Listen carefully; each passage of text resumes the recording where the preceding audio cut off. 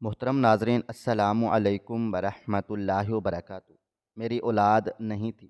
میں نے شوہر کو دوسری شادی کی اجازت دے دی، مگر شرط رکھی کہ وہ دوسری بیوی کو اس شہر میں نہیں لائیں گے۔ سال بعد شوہر نے بتایا کہ دوسری بیوی بیٹے کو جنم دیتے ہی مر گئی ہے۔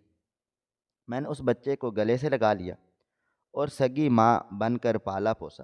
بچہ 10 سال کا ہوا تو اسے خون کی ضرورت پڑی۔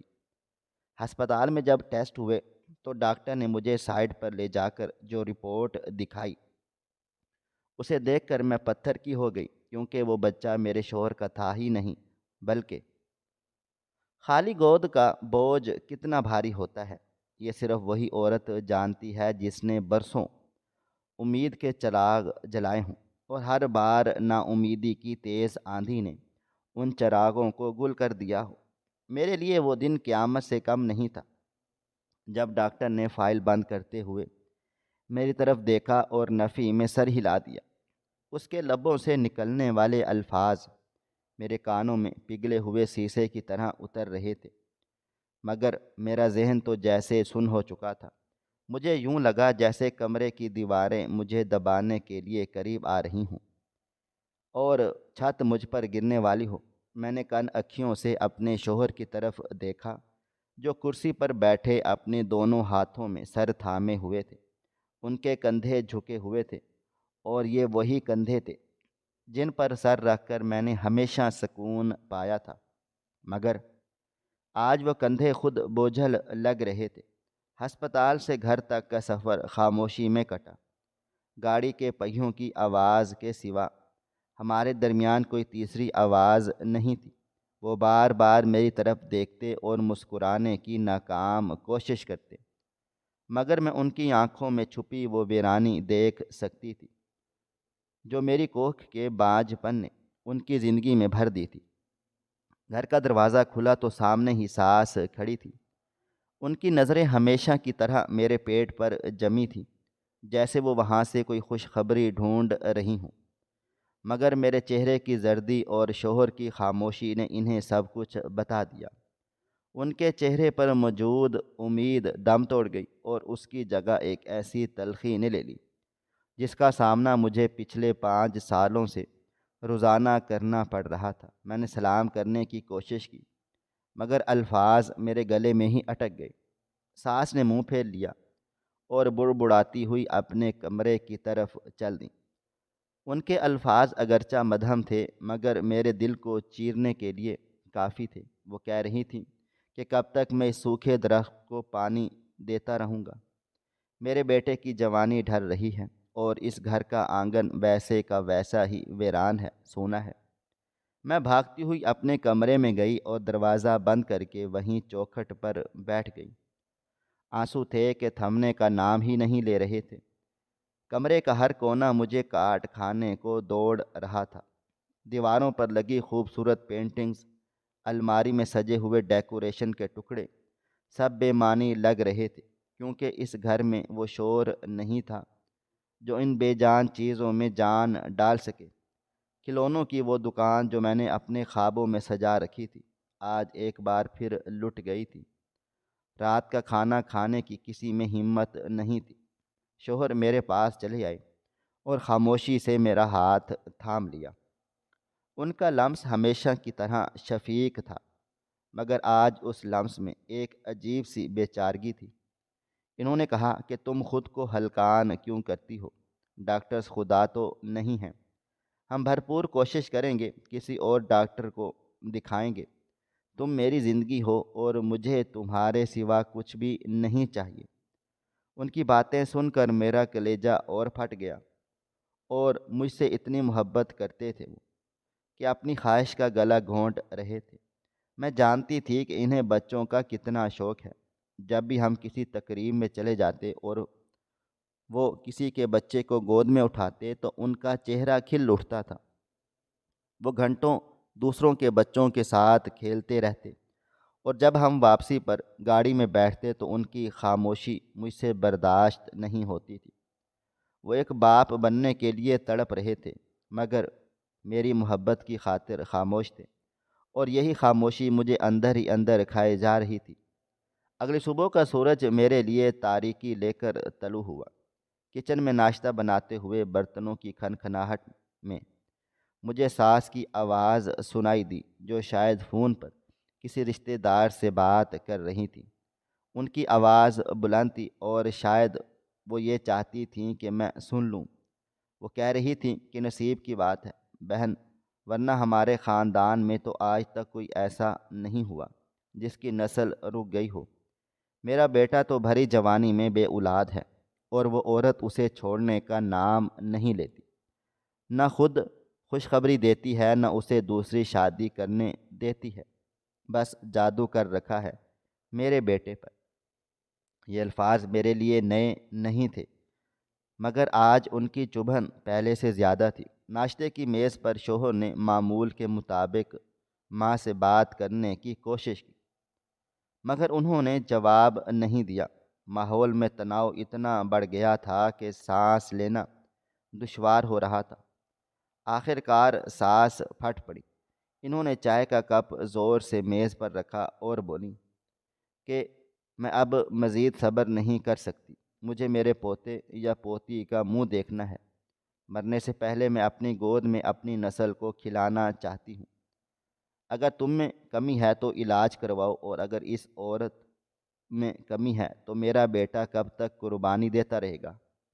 شوہر نے غصے سے کہا، ماں بس کریں، یہ اللہ تعالیٰ کی دین ہے، اس میں کسی کا قصور نہیں۔ مگر ماں کہاں چپ رہنے والی تھی، وہ بولی کہ اللہ نے 4 شادیوں کی اجازت بھی دی ہے، کیوں اپنی زندگی برباد کر رہے ہو اس بنجر زمین کے پیچھے؟ شوہر نے غصے سے میز پر مکہ مارا اور اٹھ کر چلے گئے۔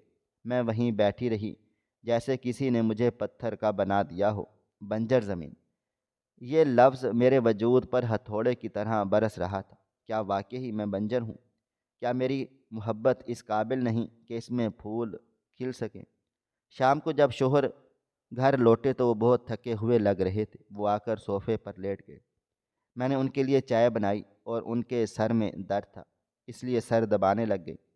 انہوں نے آنکھیں بند کر رکھی تھیں، مگر ان کے بند پپوٹوں سے نمی جھلک رہی تھی۔ میرا دل چاہا کہ چیخ مار کر رو پڑوں۔ میں نے ان سے پوچھا کہ آپ ٹھیک ہیں؟ تو انہوں نے میرا ہاتھ پکڑ کر اپنے چہرے پر رکھ لیا اور کہا کہ میں تھک گیا ہوں، لوگوں کے سوالوں سے تھک گیا ہوں، رشتہ داروں کی ہمدردیوں سے تھک گیا ہوں۔ مجھے تم چاہیے اور بس تم۔ مگر میں جانتی تھی کہ یہ آدھا سچ ہے، پورا سچ یہ تھا کہ وہ باپ بننا چاہتے تھے۔ وہ چاہتے تھے کہ انہیں کوئی بابا کہہ کر پکارے، کوئی ان کی انگلی پکڑ کر چلنا سیکھے۔ رات گہری ہوتی گئی، مگر میری آنکھوں سے نیند کوسوں دور تھی۔ میں نے اٹھ کر آئینے میں اپنا عکس دیکھا۔ میری آنکھیں سوجی ہوئی تھیں اور چہرہ مرجھایا ہوا تھا۔ میں نے اپنے آپ سے سوال کیا، کیا میری محبت اتنی خود غرض ہے کہ میں اپنے شوہر کو اس خوشی سے محروم رکھوں جو ان کا حق ہے؟ کیا محض اس ڈر سے کہ کوئی اور عورت میری جگہ لے لے گی میں ان کی نسل کو ختم کر دوں؟ ساس کے تانے اپنی جگہ، مگر حقیقت تو یہ تھی کہ میرا شوہر ایک مکمل زندگی کا حقدار تھا۔ میں نے دراز سے وہ پرانی رپورٹس نکالیں اور ایک بار پھر ان کو دیکھا۔ ہر لفظ چیخ چیخ کر کہہ رہا تھا کہ میں کبھی بھی ماں نہیں بن سکتی۔ یہ حقیقت اب مجھے تسلیم کر لینی چاہیے تھی۔ میں نے کھڑکی سے باہر دیکھا، چاند بادلوں میں چھپا ہوا تھا، بالکل میری قسمت کی طرح۔ مجھے فیصلہ کرنا تھا، ایک ایسا فیصلہ جو میری روح کو تو زخمی کر دے گا مگر میرے شوہر کی زندگی میں بہار لے آئے گا۔ میں نے سوچا کہ اگر میں ان کی زندگی سے نکل جاؤں تو وہ شاید دوسری شادی کر لیں، مگر وہ مجھے چھوڑنے پر کبھی راضی نہیں ہوں گے۔ وہ مجھ سے بے پناہ محبت کرتے ہیں، اور یہی محبت میری بیڑیاں بن گئی تھی۔ مجھے کوئی درمیانی راستہ نکالنا تھا، ایک ایسا راستہ جس میں سانپ بھی مر جائے اور لاٹھی بھی نہ ٹوٹے۔ میرے ذہن میں ساس کے الفاظ گونج رہے تھے، دوسری شادی، دوسری شادی۔ یہ الفاظ مجھے آگ کے شعلوں کی طرح لگ رہے تھے، مگر کیا اس کے علاوہ کوئی چارہ تھا؟ میں نے اپنے دل پر ہاتھ رکھا جو زور زور سے دھڑک رہا تھا۔ مجھے لگا جیسے میں اپنے ہی ہاتھوں اپنی قبر کھودنے جا رہی ہوں، مگر جب میں نے بستر پر سوئے ہوئے اپنے شوہر کے معصوم چہرے کو دیکھا تو مجھے اپنا ہر درد حقیر لگنے لگا۔ ان کے چہرے پر نیند میں بھی ایک اداسی تھی جو مجھے بے چین کر رہی تھی۔ میں نے فیصلہ کر لیا کہ میں اپنی انا، اپنی محبت اور اپنی ذات کی قربانی دوں گی۔ میں اس گھر میں وہ خوشی لاؤں گی جس کے یہ سب لوگ منتظر ہیں، چاہے اس کے لیے مجھے خود کو ختم ہی کیوں نہ کرنا پڑے۔ ساری رات میں جاگتی رہی اور سوچتی رہی کہ یہ بات ان سے کیسے کہوں گی، کیسے انہیں اس بات پر راضی کر لوں گی جس کے وہ سخت خلاف ہیں، مگر مجھے معلوم تھا کہ ان کے اندر کا باپ اب جاگنا چاہیے۔ میں نے تصور میں اس گھر میں ایک بچے کی کلکاریاں سنی اور ایک عجیب سا سکون محسوس کیا۔ چاہے وہ بچہ میرا نہ ہو مگر میرے شوہر کا تو ہوگا، ان کے خون کا تو ہوگا۔ صبح کی اذانیں ہو رہی تھی جب میں نے وضو کیا اور جائے نماز پر بیٹھ گئی۔ میں نے اللہ تعالیٰ سے صبر اور ہمت مانگی۔ دعا مانگتے ہوئے میری ہچکیاں بندھ گئی تھیں۔ میں نے اللہ تعالیٰ سے کہا، اے میرے رب، تو نے میری گود خالی رکھی، اس میں تیری کوئی حکمت ہوگی، مگر میرے شوہر کی جھولی بھر دے، چاہے اس کا ذریعہ میں نہ بن سکوں۔ دعا کے بعد میں نے ایک عزم کے ساتھ آنسو پہنچے اور کچن میں چلی گئی تھی۔ آج ناشتے کی میز پر میں خاموش نہیں رہوں گی۔ آج میں وہ بات کروں گی جو اس گھر کی بنیادیں ہلا دے گی، مگر شاید ان بنیادوں کو مضبوط کرنے کا یہی واحد راستہ تھا۔ شوہر جاگ چکے تھے اور تیار ہو کر میز پر آ گئے۔ ساس بھی موجود تھی۔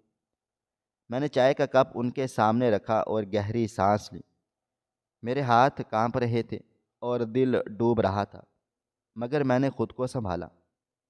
میں نے شوہر کی آنکھوں میں دیکھا اور کہا کہ مجھے آپ سے کچھ مانگنا ہے۔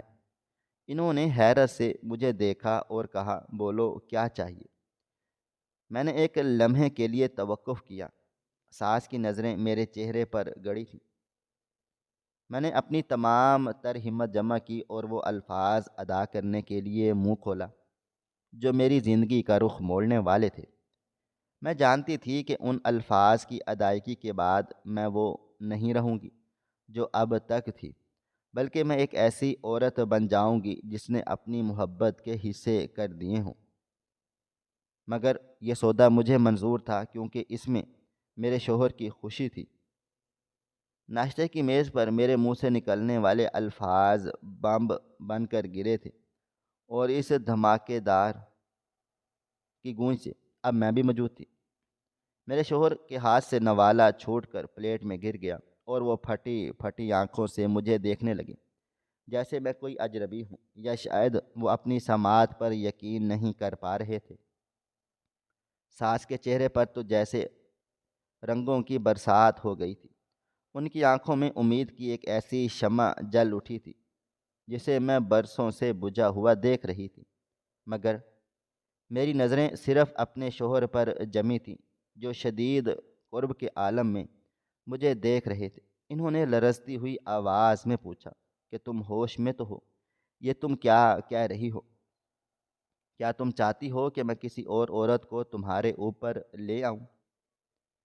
کیا میری محبت تمہارے لیے کوئی معنی نہیں رکھتی؟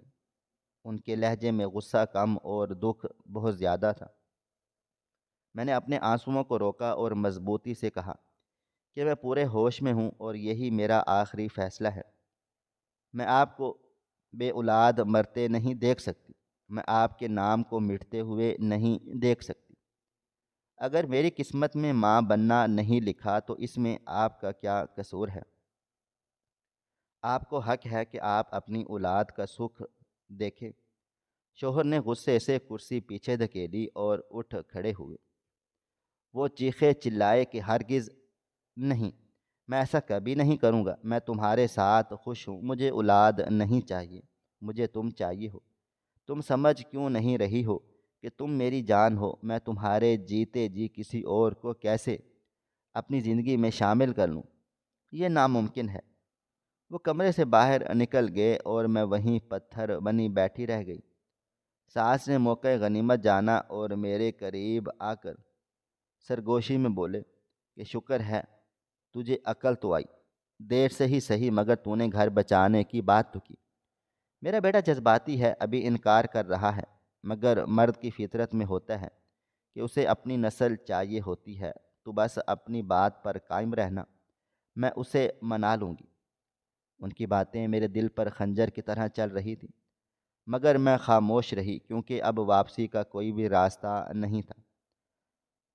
اگلا ایک ہفتہ ہمارے گھر میں جیسے سوگ کا سما رہا۔ شوہر مجھ سے بات نہیں کر رہے تھے، وہ رات کو دیر سے گھر آتے اور بنا کھائے سو جاتے۔ میں دیکھتی تھی کہ وہ راتوں کو اٹھ کر ٹہلتے رہتے ہیں، سگریٹ پر سگریٹ پھونکتے ہیں۔ ان کی یہ حالت مجھ سے دیکھی نہیں جا رہی تھی، مگر میں جانتی تھی کہ مجھے سخت ہونا پڑے گا۔ میں روزانہ ان سے یہی بات کرتی تھی کہ آپ شادی کر لیں، میری خاطر کر لیں، مجھے سکون ملے گا۔ آخر کار میری ضد اور ان کی ماں کے دباؤ کے آگے وہ ٹوٹ گیا۔ ایک رات وہ میرے پاس آئے اور میرا سر اپنی گود میں رکھ کر بچوں کی طرح رونے لگے۔ انہوں نے کہا کہ میں یہ صرف تمہاری خوشی کے لیے کر رہا ہوں، مگر یاد رکھنا اس گھر میں صرف تم رہو گی اور وہ دوسری عورت کبھی یہاں نہیں آئے گی، وہ دوسرے شہر میں رہے گی، میں صرف اس کی ضروریات پوری کروں گا، مگر میرا دل صرف تمہارے پاس رہے گا۔ ان کی یہ شرط سن کر میرے مرجھائے ہوئے دل کو تھوڑا سا سکون ملا کہ کم از کم وہ عورت میری نظروں کے سامنے نہیں ناچے گی۔ وہ دوسرے شہر جا رہے تھے، ان کا کہنا تھا کہ ان کے کسی دوست کی بیوہ بہن ہے، وہ اسی سے نکاح کریں گے۔ وہ اپنا سامان پیک کر رہے تھے اور میں ان کے کپڑے استری کر کے بیگ میں ڈال رہی تھی۔ میرے ہاتھ کانپ رہے تھے اور آنکھوں سے آنسو ٹپک ٹپک کر ان کپڑوں پر گر رہے تھے۔ ہر کپڑا رکھتے ہوئے مجھے لگ رہا تھا جیسے میں اپنے ہاتھوں سے اپنے خوشیوں کا کفن تیار کر رہی ہوں۔ شوہر بار بار میری طرف دیکھتے اور نظریں چرا لیتے، وہ مجرموں کی طرح سر جھکائے کھڑے تھے۔ جب وہ جانے لگے تو انہوں نے مجھے گلے سے لگا لیا۔ ان کی گرفت اتنی مضبوط تھی کہ مجھے لگا کہ وہ مجھے اپنے اندر جذب کر لینا چاہتے ہیں۔ انہوں نے میرے کان میں کہا کہ مجھے معاف کر دینا، میں جا رہا ہوں، مگر میرا وجود یہیں تمہارے پاس ہے، میں بہت جلد واپس آؤں گا۔ میں انہیں ہنستے ہوئے رخصت کرنے کی کوشش کی، مگر جب وہ گاڑی میں بیٹھ کر چلے گئے تو میں دروازے کی چوکھٹ پر گر گئی اور دھاڑے مار مار کر رونے لگی۔ وہ لمحہ میری زندگی کا سب سے اذیت ناک لمحہ تھا۔ میرا شوہر کسی اور کا بننے جا رہا تھا اور میں نے خود اسے بھیجا تھا۔ شوہر کے چلے جانے کے بعد گھر کا سناٹا مجھے کاٹنے کو دوڑتا تھا۔ دن تو جیسے تیسے گزر جاتا، مگر راتیں عذاب بن گئی تھیں۔ میں بستر پر لیٹی چھت کو گھورتی رہتی اور سوچتی کہ اب کیا ہو رہا ہوگا، ابھی نکاح ہو رہا ہوگا، ابھی وہ اسے قبول ہے کہہ رہے ہوں گے، وہی الفاظ جو کبھی میرے لیے کہے تھے اب کسی اور کے لیے ادا ہو رہے ہوں گے۔ میرا دل جل کر راکھ ہو رہا تھا، بدگمانی کے سانپ میرے دل و دماغ میں رینگنے لگے تھے۔ میں سوچتی تھی کہ مرد تو ہوتے ہی ایسے ہیں، شاید وہ دل ہی دل میں خوش ہوں کہ چلو جان چھوٹی اس منحوس عورت سے، شاید وہ لڑکی مجھ سے زیادہ خوبصورت ہو، شاید وہ اسے مجھ سے زیادہ پیار دے۔ یہ وسوسے مجھے پاگل کیے دے جا رہے تھے۔ میں تڑپتی رہتی اور کروٹیں بدلتی رہتی۔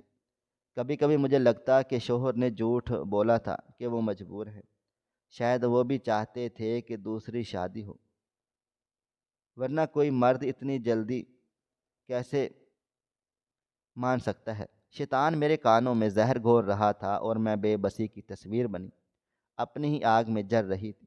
فون کی گھنٹی بجتی تو میرا دل اچھل کر حلق میں آ جاتا، بھاگ کر فون اٹھاتی تو شوہر کی آواز سن کر مجھے سکون ملتا، مگر ساتھ ہی ایک چبھن بھی ہوتی۔ ان کی آواز بدلی بدلی لگتی تھی اور وہ مجھ سے پوچھتے تھے کہ کیسی ہو، کھانا کھایا، اور میں جھوٹ بولتی تھی کہ میں ٹھیک ہوں۔ وہ بتاتے کہ کام بہت اچھا ہے، ابھی کچھ دن اور لگیں گے۔ میں جانتی تھی کہ کام تو بہانہ ہے، اصل میں تو وہ نئی نویلی دلہن کے ساتھ وقت گزار رہے ہیں۔ میں فون بند کر کے گھنٹوں روتی رہتی۔ ساس کا رویہ اب بالکل بدل چکا تھا، وہ اب ہر وقت خوش رہتی تھی اور مجھے سنانے کے لیے اونچی آواز میں فون پر رشتہ داروں کو بتاتی کہ میرے بیٹے کی قسمت جا گئی ہے، اب دیکھنا چاند سا پوتا ملے گا مجھے۔ وہ مجھے دیکھ کر طنزیہ مسکراہٹیں دیتی اور کہتی کہ ارے بہو، سارا دن منہ لٹکا کر کیوں بیٹھی رہتی ہو، گھر کے کام کاج پر دھیان دو، اب تو اس گھر میں رونق آنے والی ہے، صفائی ستھرائی رکھو تاکہ آنے والا وارث بیماریوں سے بچا رہے۔ ان کی باتیں مجھے زہر لگتی، مگر میں نے قسم کھا رکھی تھی کہ میں زبان نہیں کھولوں گی۔ میں نے خود کو گھر کے کاموں میں اتنا مصروف کر لیا تھا کہ مجھے سوچنے کا وقت ہی نہ ملے۔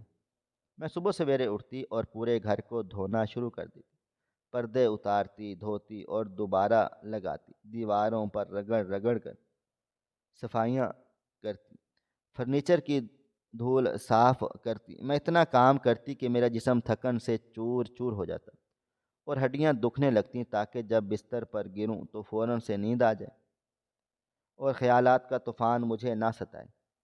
مگر نیند پھر بھی روٹھی رہتی تھی، جسم تھکا ہوتا مگر دماغ جاگتا رہتا۔ میرا شوہر دوسرے شہر میں تھا اور میں یہاں تنہائی کے عذاب میں مبتلا تھی۔ کبھی کبھی دل میں خیال آتا کہ سب کچھ چھوڑ چھاڑ کر کہیں بھاگ جاؤں، مگر پھر شوہر کا وہ اداس چہرہ یاد آ جاتا جو تاتے وقت انہوں نے مجھے دکھایا تھا۔ میری محبت مجھے باندھے رکھتی تھی۔ میں سوچتی تھی کہ یہ سب میں نے ان کے لیے ہی تو کیا ہے، تو اب شکوہ کیسا؟ مگر دل جذبات سے عاری تو نہیں ہوتا نا۔ جلن اور رشک کے جذبات مجھے اندر ہی اندر کھوکھلا کر رہے تھے۔ مہینے گزرتے گئے اور شوہر کے چکر کم ہوتے چلے گئے۔ وہ پہلے ہر ہفتے آتے تھے، پھر 15 دن کے بعد اور پھر مہینے کے بعد۔ ان کا کہنا تھا کہ کاروبار بڑھ گیا ہے، اس لیے ٹائم نہیں ملتا، مگر میرا شک یقین میں بدلتا جا رہا تھا کہ اب ان کی دلچسپی مجھ میں کم اور اس دوسری عورت میں زیادہ ہو گئی ہے۔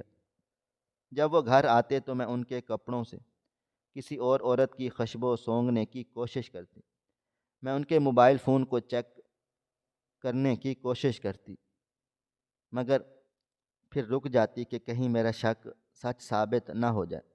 وہ جب بھی آتے میرے لیے تحفے تحائف لاتے، مجھے پیار کرتے، مگر میں ان کی آنکھوں میں وہ پہلے جیسی دیوانگی تلاش کرتی جو اب شاید بٹ چکی تھی۔ ایک بار وہ آئے تو بہت خوش تھے، انہوں نے بتایا کہ خوشخبری ہے، وہ امید سے ہے۔ یہ سن کر میرے پیروں تلے سے زمین نکل گئی، حالانکہ یہی تو میرا مقصد تھا، یہی تو میں چاہتی تھی کہ ان کی اولاد ہو۔ مگر جب یہ خبر حقیقت بن کر سامنے آئی تو میں برداشت نہیں کر سکی۔ میں نے مبارکباد دی، مگر میرا گلا رندھ گیا۔ میں بھاگ کر باتھ روم میں گھس گئی اور شاور چلا کر اس کے نیچے بیٹھ کر چیخ چیخ کر روئی۔ پانی میرے آنسوؤں کو چھپا رہا تھا، مگر میرے دل کی جلن کو نہیں بجھا سکا۔ میرا شوہر باپ بننے والا تھا اور ماں کوئی اور تھی، وہ بچہ ان کا خون تھا، مگر میرا کچھ نہیں لگتا تھا۔ یہ احساس مجھے مارے ڈال رہا تھا۔ ساس نے پورے محلے میں مٹھائی بانٹی، انہوں نے مجھے بھی زبردستی مٹھائی کھلائی اور کہا کھا لے بانجھ عورت، شاید تیری قسمت میں بھی کوئی چھنٹا پڑ جائے۔ ان کے اس جملے نے مجھے ریزہ ریزہ کر دیا۔ میں نے وہ مٹھائی نگل تو لی، مگر وہ حلق میں کانٹوں کی طرح چبھی۔ میں نے فیصلہ کر لیا کہ اب مجھے مزید صبر کرنا ہے۔ مجھے اپنے شوہر کو کھونے کا ڈر تھا، مجھے لگتا تھا کہ اب اولاد آ جائے گی تو میری اہمیت کم ہو جائے گی، ختم ہو جائے گی، عورت بچے کے ذریعے میرے شوہر کے دل پر قابض ہو جائے گی اور میں صرف گھر کی نوکرانی بن کر رہ جاؤں گی۔ یہ خوف مجھے سونے نہیں دیتا تھا۔ میں راتوں کو اٹھ اٹھ کر نفل پڑھتی اور اللہ تعالیٰ سے دعا کرتی، یا اللہ میرے شوہر کی محبت میرے لیے کم نہ ہونے دینا، مجھے اس امتحان میں کامیاب کرنا۔ میں نے بڑی قربانیاں دی ہیں، اس کا حوصلہ مجھے رسوائی کی صورت میں مت دینا۔ شوہر جب واپس اس شہر جانے لگتے تو میرا دل چاہتا کہ میں ان کے پیر پکڑ لوں اور کہوں کہ مت جاؤ، مجھے چھوڑ کر مت جاؤ، مگر میں لب سی لیتی۔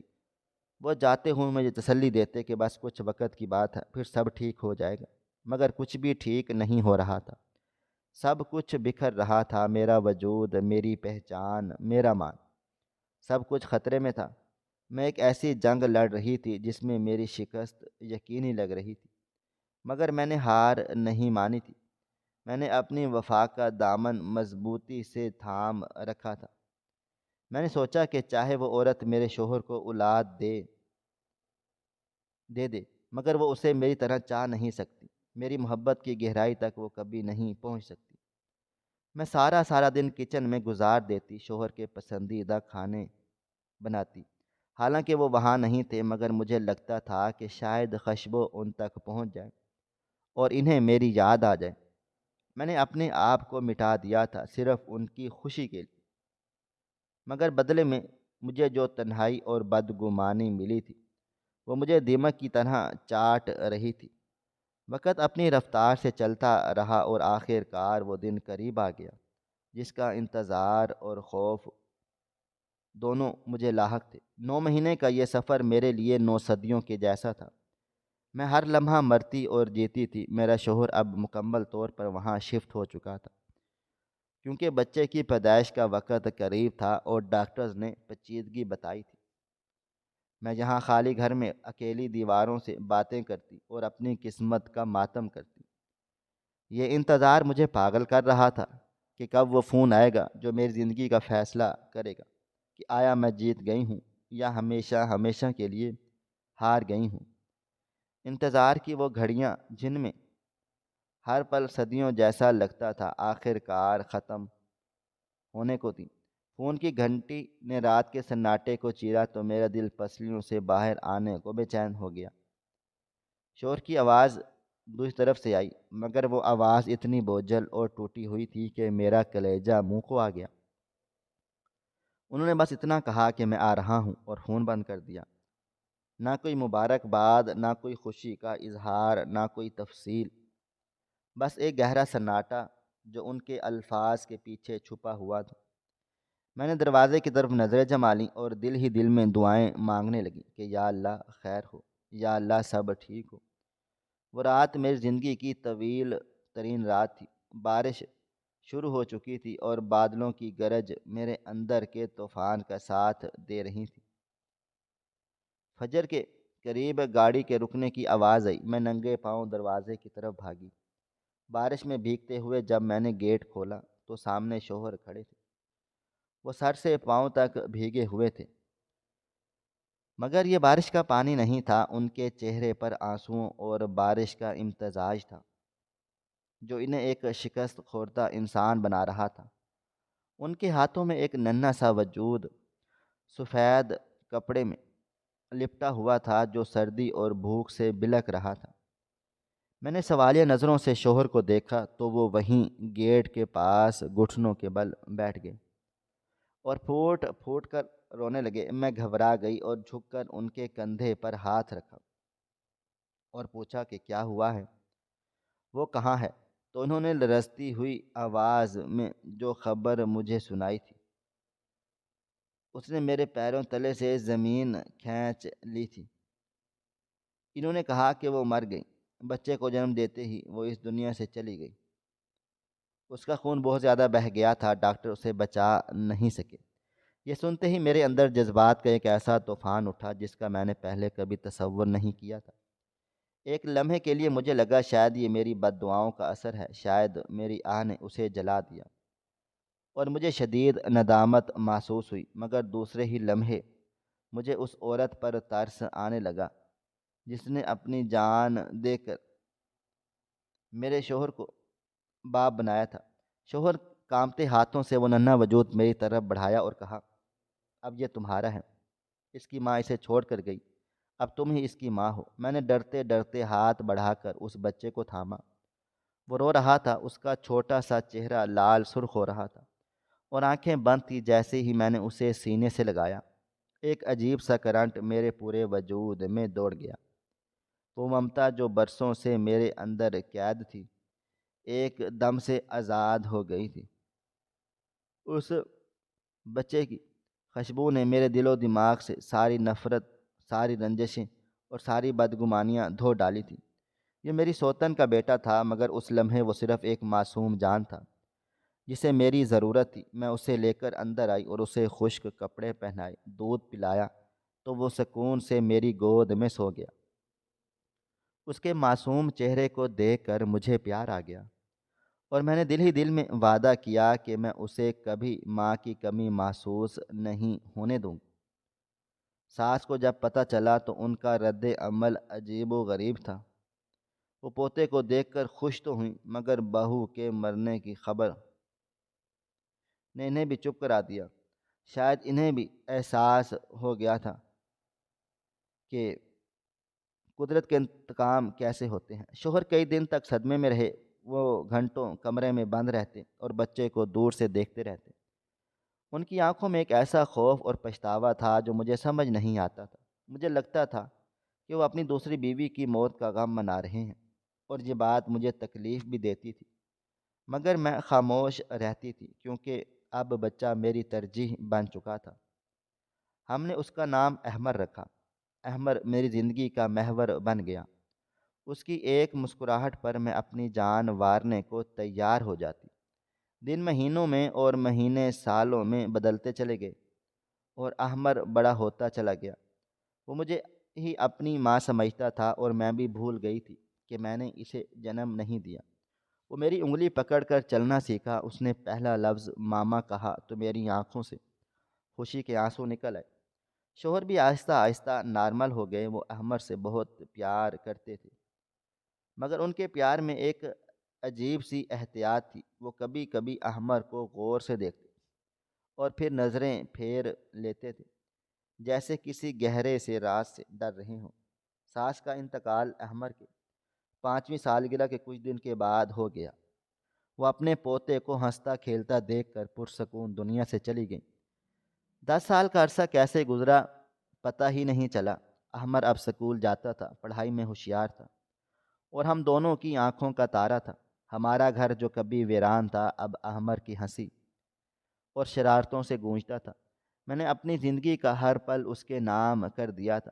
میری صبح اس کے ناشتے سے شروع ہوتی اور رات اس کی کہانیاں سنا کر ختم ہو جاتی۔ مجھے کبھی کبھی خیال آتا کہ اس کی سگی ماں زندہ ہوتی تو کیا ہوتا، مگر میں اس خیال کو جھٹک دیتی کیونکہ احمر میرا بیٹا تھا، صرف میرا۔ ایک دن دوپہر کے وقت سکول سے فون آ گیا کہ احمر بے ہوش ہو گیا ہے۔ یہ سنتے ہی میرے ہاتھ سے پانی کا گلاس چھوٹ کر گر گیا، اور کانچ کی کرچیاں پورے فرش پر بکھر گئیں۔ مجھے کچھ ہوش نہیں رہا۔ میں ننگے پاؤں ہی باہر بھاگی۔ شوہر بھی دفتر سے سیدھا ہسپتال پہنچے، اور جب ہم لوگ وہاں پہنچے تو احمر ایمرجنسی وارڈ میں تھا۔ ڈاکٹرز اس کے گرد جمع تھے اور اسے ڈرپس لگی ہوئی تھی۔ اس کا چہرہ زرد تھا اور ہونٹ نیلے پڑ رہے تھے۔ اسے اس حالت میں دیکھ کر میرا دم گھٹنے لگا۔ ڈاکٹر باہر آئے۔ ان کے چہرے پر تشویش تھی۔ انہوں نے بتایا کہ بچے کی حالت خطرے میں ہے۔ اس کے جسم میں خون کی شدید کمی ہو گئی ہے، اور ہمیں فوری طور پر ٹیسٹ کرنے پڑیں گے۔ اسے کوئی بیماری تو نہیں، شاید تھیلیسیمیا یا لیوکیمیا جیسی کوئی چیز۔ شوہر دیوار سے سر ٹیک کر رونے لگ گئے تھے۔ میں نے انہیں حوصلہ دیا اور کہا کہ اللہ تعالیٰ پر بھروسہ رکھیں، کچھ بھی نہیں ہوگا ہمارے احمر کو۔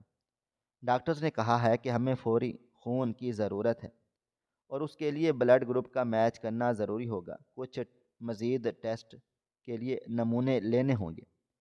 میں نے اور اپنے شوہر نے فوراً سے اپنا خون پیش کر دیا۔ ہمارا خون لے لیں، بس ہمارے بچے کو بچا لیں۔ شوہر کا خون گروپ میچ کر گیا اور ڈاکٹر نے ان کا خون لے لیا، مگر ساتھ ہی انہوں نے کچھ جنیاتی ٹیسٹ اور DNA ٹیسٹ بھی تجویز کیے تاکہ بیماری کی جڑ تک پہنچا جا سکے۔ اگلے 2 دن ہسپتال میں قیامت کی طرح گزرے۔ احمر کبھی ہوش میں آتا تو ماما ماما پکارتا، اور میں اس کے ہاتھ چومتی رہتی۔ شوہر کی حالت بہت خراب تھی۔ وہ بار بار خدا سے معافیاں مانگتے۔ میں سمجھتی تھی کہ وہ اپنے گناہوں کی معافی مانگ رہے ہیں، مگر مجھے معلوم ہی نہیں تھا کہ اصل گناہ کیا ہے۔ 2 دن بعد ڈاکٹر نے مجھے اپنے آفس میں بلا لیا۔ شوہر احمر کے پاس بیٹھے تھے۔ میں نے ڈرتے ڈرتے ابا کے ڈاکٹر کے کمرے میں داخل ہوئی۔ ڈاکٹر کے ہاتھ میں ایک فائل تھی اور وہ بہت سنجیدہ نظر آ رہے تھے۔ انہوں نے مجھے بیٹھنے کا اشارہ کیا اور گہری سانس لی۔ کمرے میں موجود اے سی کی ٹھنڈک کے باوجود میرے ماتھے پر پسینہ آ رہا تھا۔ ڈاکٹر نے فائل میری طرف بڑھائی اور جو الفاظ کہے وہ مجھے آج بھی اپنے کانوں میں گونجتے ہوئے محسوس ہوتے ہیں۔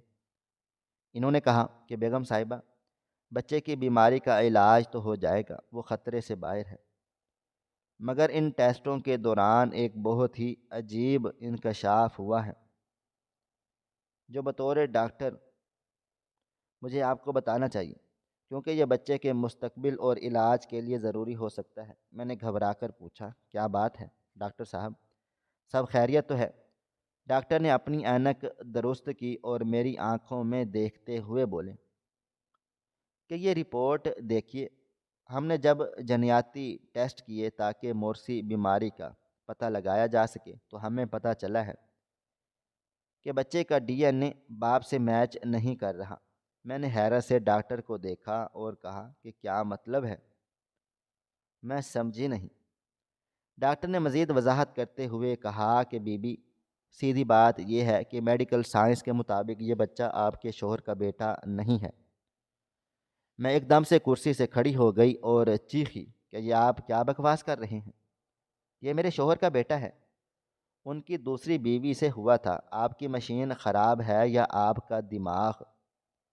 ڈاکٹر نے تحمل سے کہا، بی بی، ہم نے 2 بار ٹیسٹ کیا ہے، نتیجہ 100% درست ہے۔ یہ بچہ نہ تو آپ کا ہے اور نہ ہی آپ کے شوہر کا۔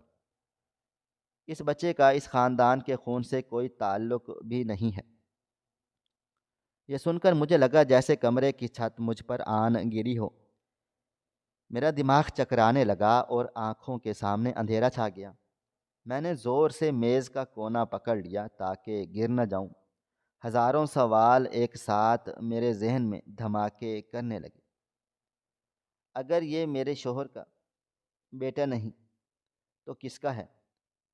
کیا اس نے کسی دوسری عورت سے میرے شوہر کو دھوکہ دیا؟ کیا میرے شوہر نے ایک ناجائز بچے کو اپنا نام دیا تھا؟ کیا وہ عورت بد کردار تھی جس نے میرے شوہر کی شرافت کا فائدہ اٹھایا؟ غصے کی ایک لہر میرے رگو پے میں دوڑ گئی تھی۔ وہ شوہر جس کی خاطر میں نے اپنی زندگی برباد کر دی، اپنی خوشیوں کا گلا گھونٹ دیا، اس کے ساتھ اتنا بڑا دھوکہ ہوا، یا اس نے میرے ساتھ دھوکہ کیا؟ مجھے سمجھ نہیں آ رہا تھا میں کیا سوچوں۔ میں نے وہ رپورٹ ہاتھ میں پکڑی اور دیوانہ وار کمرے سے باہر نکلی۔ میرا رخ احمر کے کمرے کی طرف تھا جہاں میرا شوہر اس انجان خون کے سرہانے بیٹھا رو رہا تھا جو اس کا تھا ہی نہیں۔ مجھے ان پر ترس بھی آ رہا تھا اور شدید غصہ بھی کہ وہ کتنے بے وقوف بنے یا کتنے بڑے مکار ہیں۔ ہسپتال کی راہداریوں میں چلتے ہوئے مجھے اپنے قدم بھاری محسوس ہو رہے تھے۔ ہر قدم پر مجھے وہ 10 سال یاد آ رہے تھے جو میں نے اس بچے کو پالنے میں گزار دیے تھے۔ وہ راتیں جب میں اس کے لیے جاگی تھی، وہ دن جب میں نے اسے اپنے سینے سے لگایا تھا۔ کیا وہ سب جھوٹ تھا؟ کیا میری ممتا ایک دھوکے پر کھڑی تھی؟ میں نے وارڈ کا دروازہ زور سے کھولا تو شوہر نے چونک کر میری طرف دیکھا۔ ان کی آنکھوں میں آنسو تھے، مگر میری آنکھوں میں اس وقت صرف سوال اور وحشت تھی۔ میں نے وہ کاغذوں کا پلندہ ان کے منہ پر دے مارا اور چیخ کر کہا، یہ سب کیا ہے؟ بتاؤ مجھے، یہ کس کا گناہ تم نے میری گود میں ڈالا تھا؟ یہ بچہ تمہارا نہیں ہے تو کس کا ہے؟ بولو ورنہ میں آج اس ہسپتال کو سر پر اٹھا لوں گی۔ وارڈ میں موجود نرسیں اور دوسرا عملہ سہم کر ہمیں دیکھنے لگا، مگر مجھے کسی کی کوئی پرواہ نہیں تھی۔ میں بس سچ جاننا چاہتی تھی، وہ سچ جو 10 سال سے اس بچے کی معصومیت کے پردے میں چھپا ہوا تھا۔ شوہر نے کاغذ اٹھا کر دیکھا اور ان کا رنگ فاق ہو گیا۔ وہ جانتے تھے کہ ان کا راز فاش ہو چکا ہے، وہ راز جو وہ قبر تک میں لے کر جانا چاہتے تھے۔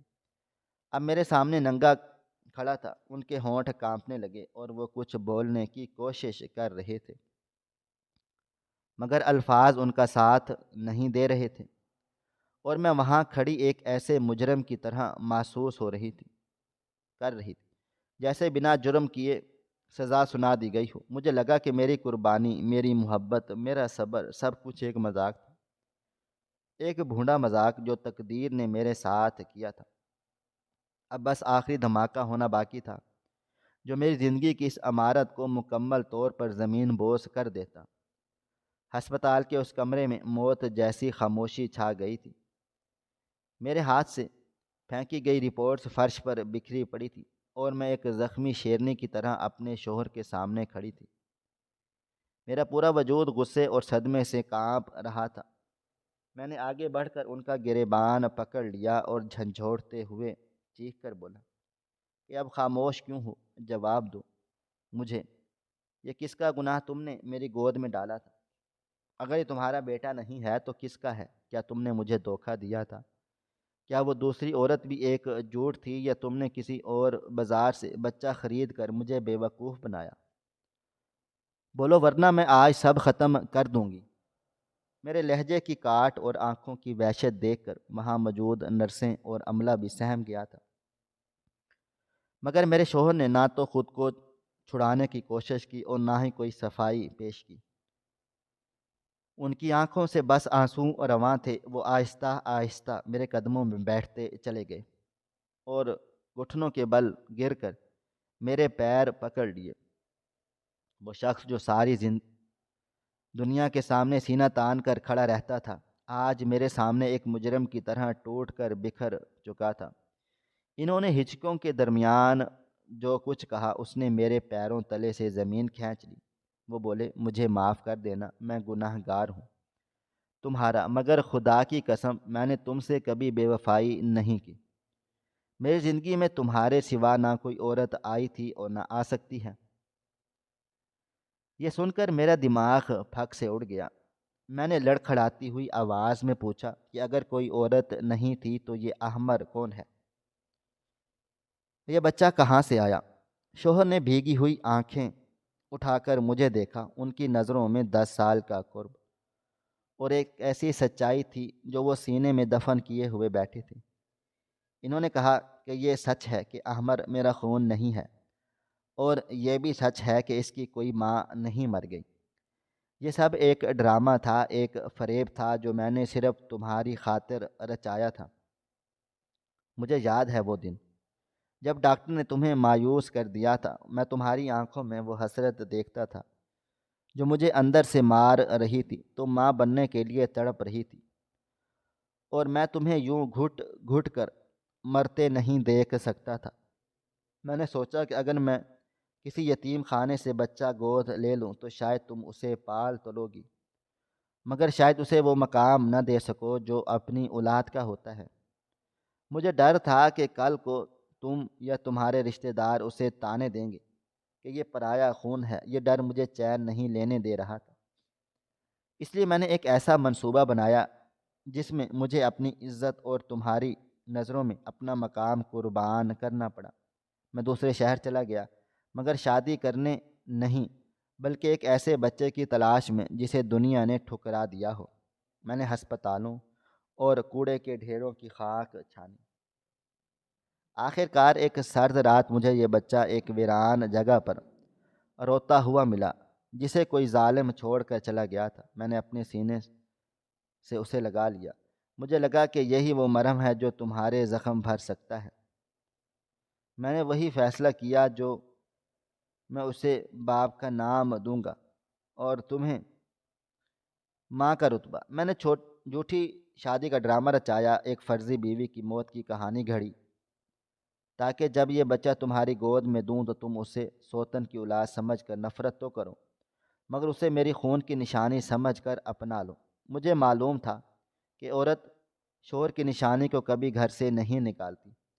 میں نے اپنی ذات پر دوسری شادی کا الزام سہ لیا۔ میں نے تمہاری نفرت برداشت کی۔ میں نے تمہاری بدگمانی کے نشتر سہے صرف اس لیے کہ تمہاری گود ہری ہو سکے۔